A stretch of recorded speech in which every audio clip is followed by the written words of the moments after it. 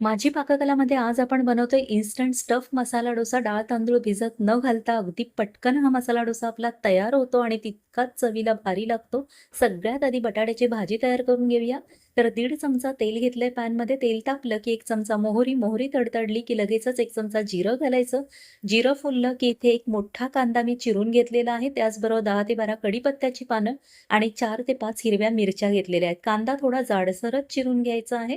आता पाव चमचा हिंग आणि अर्धा चमचा आलं लसूण पेस्ट घेतलेली आहे. कांदा गुलाबी रंग येईपर्यंत फक्त परतवून घ्यायचा आहे. अर्धा चमचा हळद घातलेली आहे आणि 1 चमचा इथे पाणी घालायचं आहे आपल्याला आणि मिनिटभरासाठी फक्त परतवून घेऊन लगेचच यामध्ये उकडलेले बटाटे घालायचे. तर 4 बटाटे इथे उकडवून घेतलेत. शक्यतो मॅश करून किंवा किसून घाला. बटाट्याच्या फोडी इथे घेऊ नका.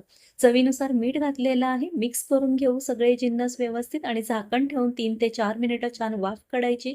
वरनं भरपूर सारी कोथिंबीर घालून मिक्स करून घ्यायची आणि इथे मस्त अशी मसाला डोसाची भाजी आपली तयार झाली आहे. वळूया आता बॅटरकडे. ते इन्स्टंट बॅटर आपण तयार करतोय त्यासाठी 1 कप रवा आणि 1 कप पोहे घेतलेले आहेत.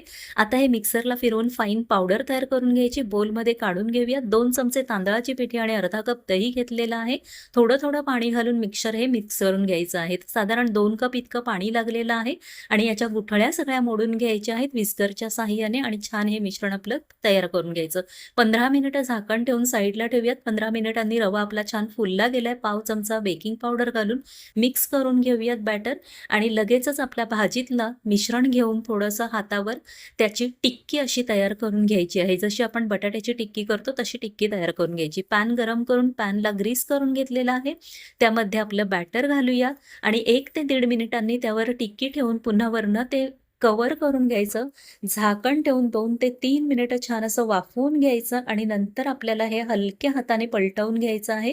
साईडने थोडंसं तेल सोडलेलं आहे मी आणि पलटवून घेतलंय. काय सुरेख रंग आलाय बघा. पुन्हा 2 ते 3 मिनिटं झाकण ठेवून दोन्ही बाजू मस्त अशा खरपूस भाजून घ्यायच्या आहेत आणि चवीला इतका अप्रतिम हा डोसा लागतो म्हणून सांगू. लहानांपासून मोठ्यांपर्यंत सगळ्यांना आवडतो हा. तर अशा प्रकारे हा डोसा भाजून घेतलाय, काढून घेतलाय एका डिशमध्ये. सेम प्रोसिजर दुसऱ्या डोशाची देखील. पुन्हा मी बॅटर मिक्स करून घेतलेला आहे आणि घालून घेतलाय डोसा. मध्ये टिक्की ठेवून दोन्ही बाजूंनी खरपूस असा हा डोसा भाजून घ्यायचा. याची डिटेल रेसिपी माझी पाककला या माझ्या चॅनलवर आहे, आवर्जून पहा. अशा प्रकारे हे आपले दोन्ही डोसे इथे मी तयार करून घेतलेले आहेत. खूपच भारी तयार झालेत. एक डोसा इथे तुम्हाला मी कट करून दाखवते म्हणजे तुम्हाला अंदाज येईल किती छान झालेला आहे आपला डोसा ते आणि खूपच भारी डोसे झालेले आहेत. रेसिपी आवडली असेल तर एक लाईक तर नक्की करा. त्याचबरोबर सबस्क्राईब करायला मात्र विसरू नका.